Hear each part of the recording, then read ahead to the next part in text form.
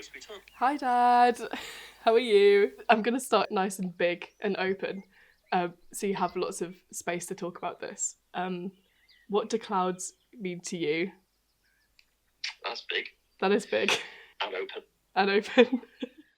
I love clouds, sweetheart. I've always loved clouds. If you can really be present with the clouds, you can feel, you can really sort of travel through the sky and feel immense scale.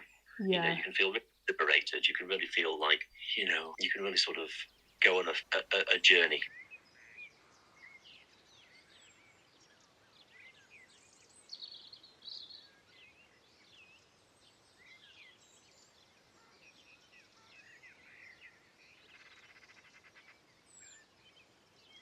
Why did you take us to the sculpture park so often when we were kids and we go and visit Grandma in Yorkshire? The sculpture park is a huge expanse of land and sky to run around in as a kid. It's a huge expanse of land and sky to run around in as an adult, but as a kid.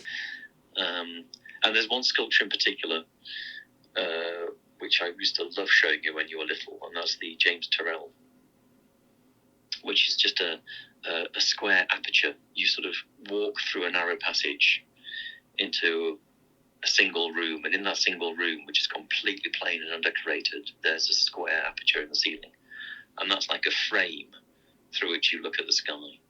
I thought it was a wonderful thing to think about as a kid. There's an Iranian proverb that we say in our house that's like, may your day be filled with clouds. We gather, so much joy and so much comfort from looking at the clouds. Absolutely. And like so many things, you only really miss them when they're gone.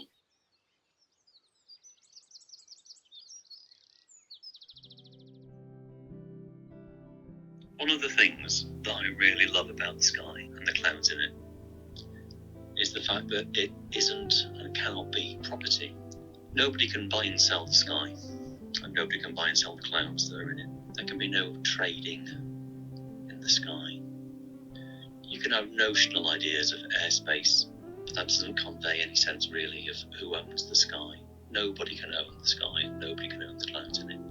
The clouds will always be free to travel where they want to travel. And I think there's something really relevant in that to how I feel about being a parent.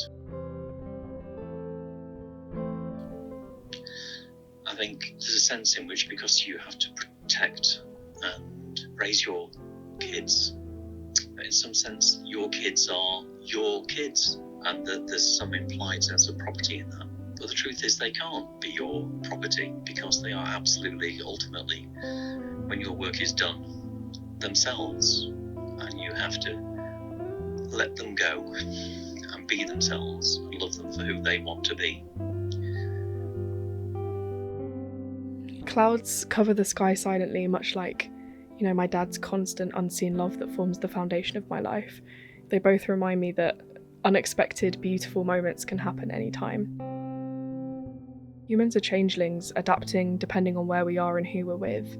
Just like clouds, we're always transitioning and changing, feeling strong one moment and then fading away. We have to appreciate the temporal while it's here with us. My dad's ideas and his art, his philosophy and his love will exist forever, but he, as a cloud, as a formation of my father, is only here for a lifetime, so I have to appreciate him every day.